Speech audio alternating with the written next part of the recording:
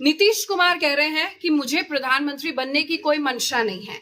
सवाल यह है कि अगर मंशा नहीं है तो इतना सिर फुटव्वल क्यों, इतनी मुलाकात क्यों, और ऐसे पोस्टर्स जो नीतीश के लगे हैं कि उनके समर्थकों द्वारा कि वो उन्हें पीएम बनते देखना चाहते हैं, उसके मायने क्या हैं।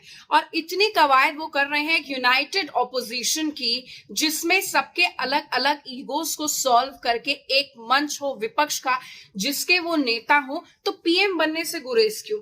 कभी गाहे बगाहे उनके समर्थक चर्चा करते हैं कि वो ही पीएम बनेंगे।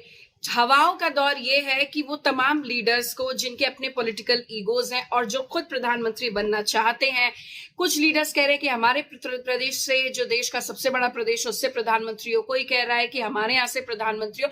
इन तमाम चीजों को एक यूनिफाइड प्लेटफॉर्म में लाकर एक यूनानिमस कंसेंट बनाने की कोशिश अगर नीतीश कर रहे हैं, और ऐसे में अगर वो बयान दे रहे हैं कि मेरे पीएम बनने की कोई मंशा नहीं है, तो उसके क्या मायने हैं, उस पर आज की ये रिपोर्ट।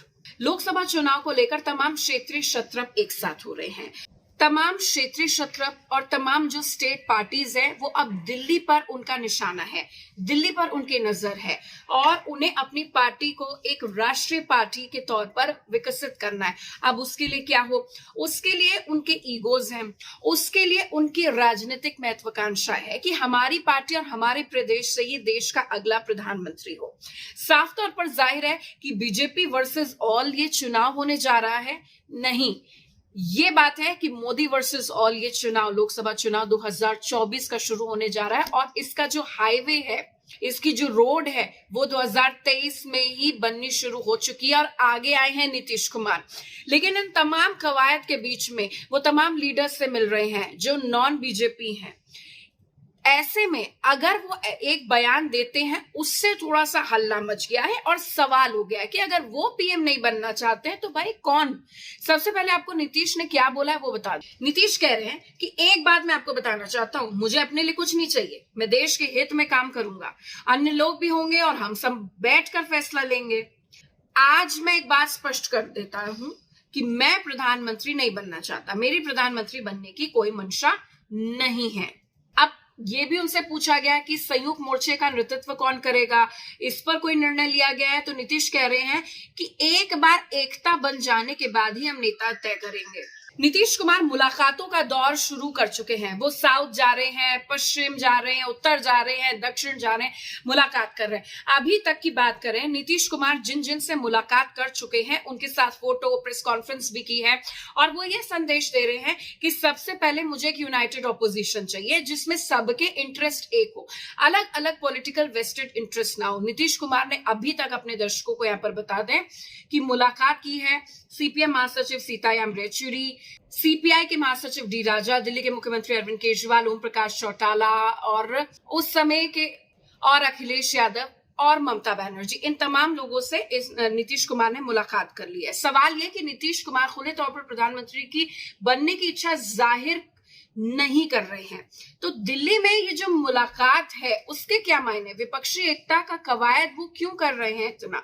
दरअसल वो खुद को पीएम के दावेदार बताने से अभी बचने की कोशिश कर रहे हैं। उसकी वजह, जो हम अगर पॉलिटिकल हिस्ट्री की बात करें, इंडियन पॉलिटिकल हिस्ट्री की एक राजनीतिक इतिहास है, नीतीश जिन विपक्षी दलों को एक मंच पर लाने की कोशिश कर रहे हैं, उनमें से कई नेता हैं जो खुद अपने आप को प्रधानमंत्री पद का दावेदार मानते हैं।